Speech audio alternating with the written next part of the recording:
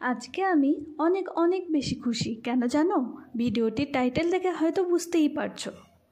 যাই হোক, hello everyone, welcome to my another mini blog. আমার মা আসছে, তাই আমি অনেক বেশি খুশি। বিয়ের আগে এই ফিলিংসটা বুঝিনি, বিয়ের পরে হয়তো এটা সব মেয়েরাই ফিল করে। মা আসবে জন্য আমি রান্নাবান্না সেরে ঘর গোছানোর কাজে লেগে পড়েছি। বেডশিট চেঞ্জ করা আর একটু ঝাড়ামোছা করে ঘরটাকে পরিষ্কার রাখা, যাতে মা এসে দেখে বলে একটু একটু করে আমি মায়ের মতোই সংসারী হয়ে উঠছি। আমাদের মেয়েদের মধ্যে সহ্য ক্ষমতা অনেক বেশি, তাই হয়তো ভগবান আমাদের জন্যই এসব নিয়ম বানিয়েছে। ছোট থেকে যেই বাড়িতে ছিলাম, হঠাৎ একদিন সেটা ছেড়ে এক অন্য বাড়িতে এসে সবাইকে আপন করে নেওয়া, এটা হয়তো মেয়েরাই পারে। ছেলেরা এটা কোনোদিনই ফিল করতে পারবে না। যখন বাপের বাড়ি যাই, আসার সময় মন খারাপ করলেও জোর করেই আসতে হয়। যাই হোক, এইসব কাজ সেরে মা আর বুনু রেডি হয়ে বেরিয়ে গেল। আমারও যাওয়ার কথা ছিল, কিন্তু মা আসবে জন্য আমি আর গেলাম না। আজকে মন্দিরে পুজো আছে, বড় মার জন্মদিন উপলক্ষে। মা আর বুনু বেরোনোর পরপরই আমার মাও চলে এলো। ব্যাগ খুলতেই দেখি আমি যা যা খেতে পছন্দ করি সে সব নিয়ে এসেছে। মায়ের হাতের রান্না আমি খুব মিস করি, তাই মা কিছু রান্না করেই নিয়ে এসেছে।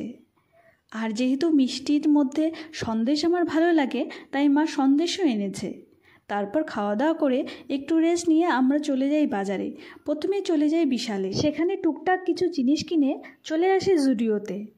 এখানে এসে মায়ের তো কিছুই পছন্দ হলো না, তারপর বাড়ি চলে আসি। পরের দিন বিকালবেলা আবার আমরা বেরিয়ে পড়ি এক পিসির বাড়িতে। শান্তিপাড়ায় ভাড়া থাকে। বাড়ি থেকে বেরিয়েই দেখি বিকেলে মেলা শুরু হয়ে গেছে। তখনই প্ল্যান করি ফেরার পথে মেলায় ঢুকবো। যাই হোক, কথা বলতে বলতেই চলে এলাম। আমরা যেহেতু বাড়ি চিনি না, তাই পিসামশাই নিতে এসেছিল আমাদের। গিয়েই দেখি পিসি রান্নাবান্নাতে ব্যস্ত, আর এইদিকে আমরা ছোট্ট অভিস্মিতের ড্রয়িং দেখছি আর ওর সাথে গল্প করছি। এরপরেই চলে এলো থালা ভরে খাওয়া দাওয়া, লুচি, পায়েস, মিষ্টি, বেগুন ভাজা, কত কিছু। এরপর খাওয়া দাওয়া ও গল্পগুজব করে চলে আসি সোজা মেলায়। আজকে যেহেতু সন্ধ্যাবেলায় বৃষ্টি হয়েছিল, তাই খুব একটা ভিড় ছিল না মেলায়।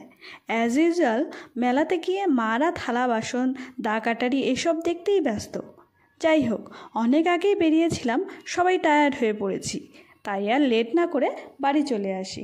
যেহেতু পরের দিন ছিল রাখি, তাই একটু স্পেশাল খাওয়া দাওয়া না হলে কি হয়। সেদিন লাঞ্চে ছিল ভাত, ডাল, মাছ, আলু ভাজা, তার সাথে ছিল ফ্রাইড রাইস আর মাটন কষা।